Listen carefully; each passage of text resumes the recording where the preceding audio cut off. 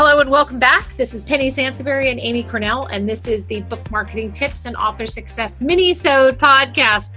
So today we're going to talk about, are you ready to get published? And this show came about when I got a text from a friend, and she looped me in on a neighbor or a friend or something who had a book that they wanted to publish, a children's book, and they were like, yeah, so we just want to get this book up on Amazon. And I said, well, there's more to it, right? And so, Amy, you know me, like I went into my whole sort of spiel about 4,500 books published today, and who's going to do your cover, and what's the, blah, blah, blah, blah, blah, blah, blah. And the response that I got back on the text string was, okay. Exactly. And it wasn't meant to discourage them at all. But, a number of years ago, the New York Times did a study and found that 81% of Americans want to write a book. I would imagine that number is actually kind of higher, because I think that in your 10 years working with me, in my 20 years in doing this business, I can't count how many times people have said to me, just in passing, like when they find out what I do at the grocery store or in an airport, oh, I want to write a book, right? Oh, yeah. Oh my gosh, yes. And I want to be careful by saying that this is not meant to discourage anybody from writing a book. Absolutely not. Like, that's not what we're about. But I think it's good. I think that there was a blog post that I saw a couple of weeks ago, and it was a list of, it was basically just a whole query of things that authors wish that they had known before they published a book. And one of the top things was, I didn't realize how much work this was going to be. Oh yeah, 100%.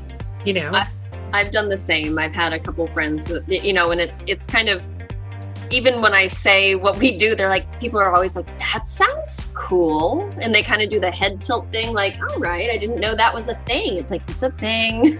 Right. But what people do commit to memory is that I work with books. So you do. I've been in that same position, Penny. You're like, oh yeah, she works with books. I'm going to let her know that my friend's daughter wrote a book and she'd love to, you know what I mean? It's just like, oh my goodness. And I do the same thing. I write back with like, okay, here's all the things you have to consider before you even get started, and and all that. And then they kind of go, oh, right, okay. And I would say, it's really, I know. And again, it's not meant to deter people, but we've seen firsthand that the authors, self-published authors specifically, that end up being really successful are the ones that either come into it ultra prepared, or here's a plan B, just have the right attitude to learn. Yeah.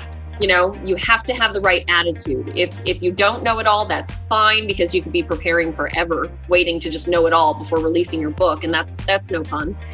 But, you do have to be prepared to learn and to internalize feedback and really pay attention to the details that matter and be willing to commit to those, Well, and I also think that, when you are deciding to publish a book, or you're thinking about writing a book or whatever, I just think it's a really good idea to immerse yourself in the industry, right? So read Publishers Weekly, read publishing blogs, get to know, you don't have to become an expert in publishing by any means, but get to know some of the leaders in the industry who are writing about book publishing and book marketing, just so you know what you're getting into. Because the problem or the challenge with publishing a book is that, and anyone who has published a book will tell you this, it's very front loaded.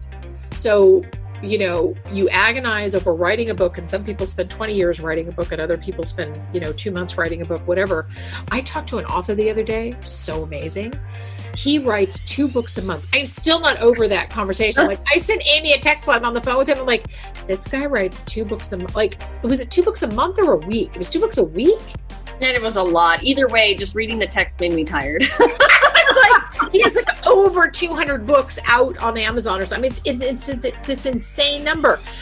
But as any author who has had even a small amount of success will tell you, publishing is very front loaded. So if you are thinking, if you're wondering maybe what you did wrong the first time, or this is you stumbled on this podcast and want to write a book, just know that it's not impossible. People do it all the time. And people, as we know, there are 4,500 books published every day in this country. But you just have to remember that, make sure that you're prepared for it. Make sure, because it's the surprises that often stump you and in some cases prevent you from finishing your project or promoting it or whatever. And also, Amy mentioned this, and I want to reiterate this: attitude is so important, right?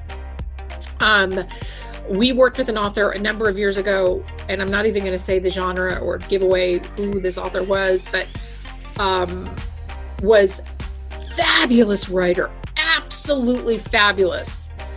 But this person was always focused on what they weren't getting. So in other words, I wanted 100 reviews, I only got 10. I wanted this and I only got this.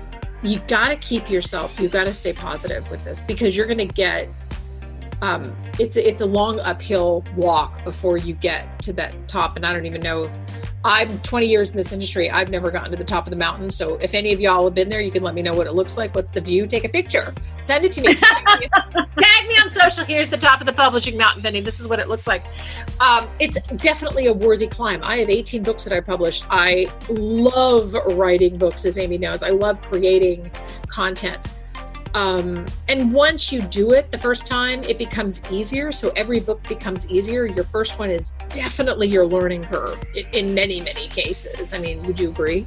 Oh yeah. I mean, and I love to remind people that in addition to just getting better at it in general, each new release, it's like starting over. You get to do things better. You get to fix things that didn't work. You get to try new things that you've learned. So it's such a unique industry to be in that regard, that you really you have the opportunity to just knock it out of the park the next time. You know, and a lot of people don't get that with their business. Yeah. No, that's absolutely true.